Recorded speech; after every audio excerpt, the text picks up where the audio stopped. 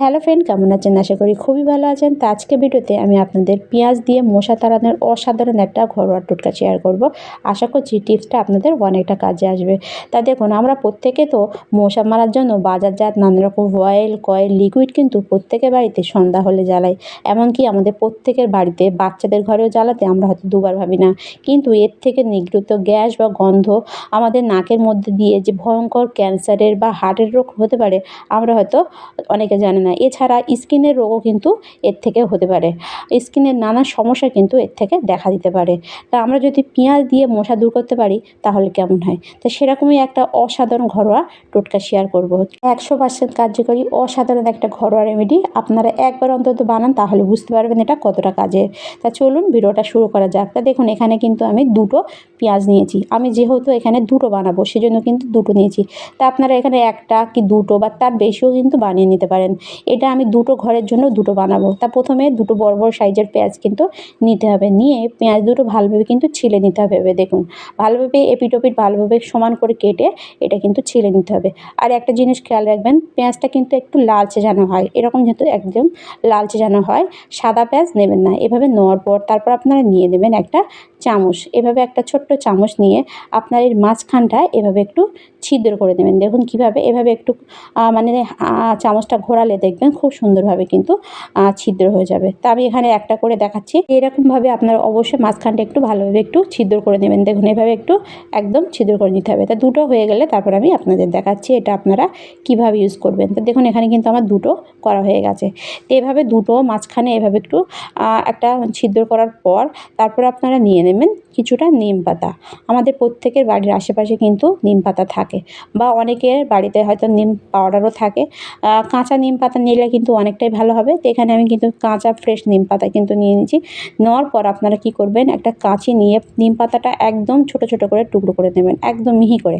এরকমভাবে যতটা ছোট করতে পারবেন সেই হিসেবে কিন্তু একদম মিহি করে ছোট ছোট করে টুকরো করে দেবেন। নিম পাতা মশা দূর করার ক্ষেত্রে কিন্তু অনেকটাই কার্যকরী।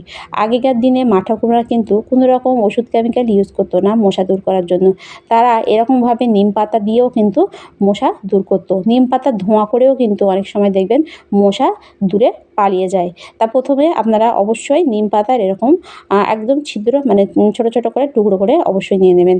তো এটা অনেক সবটা টুকরো করার পর তারপর আমি আপনাদের দেখাচ্ছি।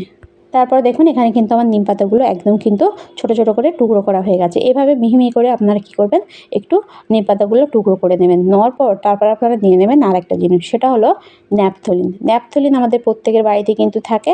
আর এটা জামা কাপড়ের একটা বাজে দুর্গন্ধ দূর করার জন্য, বা জামা কাপড় যাতে পোকায় না কাটে তার জন্য কিন্তু আমরা প্রত্যেকে বাড়িতে ইউজ করি। আর এই ন্যাপথলিন আপনারা 2 থেকে 3টে নিয়ে নেবেন। নিয়ে এটা ভালোভাবে কিন্তু একটু পাউডার মতো করে গুঁড়ো করে নেবেন। তা আমি এখানে এই কাগজটা নিয়ে নিয়েছি। নিয়ে এটা ভালোভাবে একটু পাউডার মতো করে গুঁড়ো করে নেবো। গুঁড়ো করার পর তারপর আমি আপনাদের দেখাচ্ছি এটা আপনারা কীভাবে ইউজ করবেন। তারপরে দেখুন এখানে কিন্তু আমার ন্যাপথলিনটা একদম পাউডার মতো করে গুঁড়ো করা হয়ে গেছে। তো এভাবে গুঁড়ো করার পর তারপরে আপনারা পেঁয়াজ দুটো নিয়ে নেবেন। পেঁয়াজ আর নিম পাতাটা নিয়ে নেবেন। নেওয়ার পর এটা আপনারা কীভাবে ইউজ করবেন, পেঁয়াজের এই ছিদ্রের মধ্যে আপনারা কী করবেন, ন্যাপথলিনের গুঁড়ো এভাবে অল্প অল্প করে দিয়ে দেবেন। এভাবে দেখুন আমি কীভাবে করছি দেখুন। তা আপনারা দেখলেই কিন্তু বুঝতে পারবেন। এভাবে অল্প অল্প করে মানে যতটা ধরে আর কি, সেই হিসেবে কিন্তু ন্যাপথলিনের গুঁড়োগুলো এই পেঁয়াজের ছিদ্রের মধ্যে এভাবে প্রথমে ঢুকিয়ে দেবেন। ঢুকিয়ে দেওয়ার পর তারপর আপনারা নিয়ে নেবেন সরিষার তেল। সরিষার তেল বা মশাল তেল আপনারা যা ইচ্ছা কিন্তু এখানে নিয়ে নিতে পারেন। এখানে কিন্তু নারিকেল তেল নিলে হবে না। তো এখানে আমি সরিষার তেল নিয়ে নিচ্ছি। সরিষার তেলটা নিয়ে আপনারা কী করবেন, এভাবে এর ছিদ্রে মানে এই ন্যাপথলিনের উপর এভাবে কিন্তু দিয়ে দেবেন। এভাবে এটা ভর্তি করে দিয়ে দেবেন।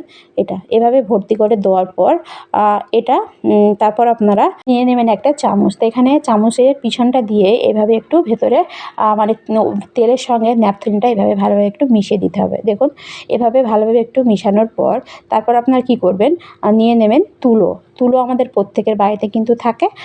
তাই এখানে আমি কিন্তু এইটুকু তুলো কিন্তু নিয়ে নিচ্ছি। এভাবে তুলোটা নেওয়ার পর আপনারা কী করবেন, তুলোটা ভালোভাবে কিন্তু এভাবে হাত দিয়ে খেলিয়ে নেবেন। এভাবে দেখুন, এভাবে খেলিয়ে নেওয়ার পর আপনারা এর ওপরে দিয়ে দেবেন নিম পাতা। তা দেখুন প্রথমে ভালোভাবে একটু তুলোটা সেটিং করে নিতে হবে এভাবে নিয়ে তারপর আপনারা কী করবেন, এই কুচি কুচি করে রাখা নিম পাতাটা আপনারা এর উপরে দিয়ে দেবেন।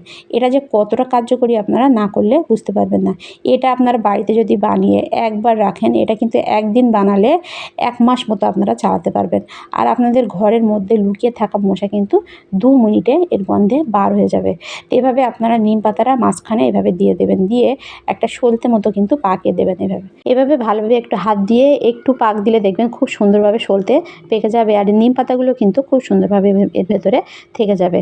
এরপর আপনারা কি করবেন, নিয়ে নেবেন একটা কাঁচি নিয়ে, যেহেতু পেঁয়াজের সাইজটা ছোট, তা এভাবে আপনারা একটা বানিয়ে কিন্তু এর থেকে 2টো করে নিতে পারবেন। তা কাঁচি নিয়ে আপনারা কি করবেন, এটা 2টো করে নেবেন।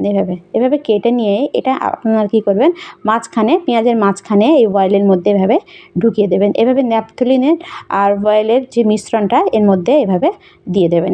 এভাবে দিয়ে তারপর আপনারা কি করবেন, এর উপরে আবার একটু সরিষার তেল এভাবে দিয়ে দেবেন। এভাবে সরিষার তেল দেওয়ার পর তারপর আপনারা এটা দেশলাই দিয়ে ধরিয়ে দেবেন। এটা ধরিয়ে আপনারা আপনাদের ঘরে রান্নাঘরে যেখানে ইচ্ছা আপনারা এটা সন্ধ্যাবেলা জ্বালাবেন। এটা জ্বালালে দেখবেন ঘরের মধ্যে থাকা সমস্ত মশা কিন্তু এর গন্ধে বার হয়ে যাবে, এবং বাইরে থেকে যদিও মশা আসে এর গন্ধে কিন্তু ঘরের মধ্যে যেতে পারবে না।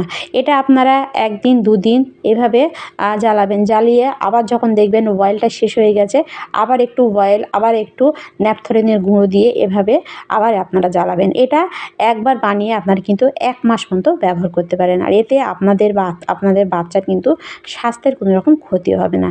100% কার্যকরী অসাধারণ একটা ঘরোয়া টোটকা।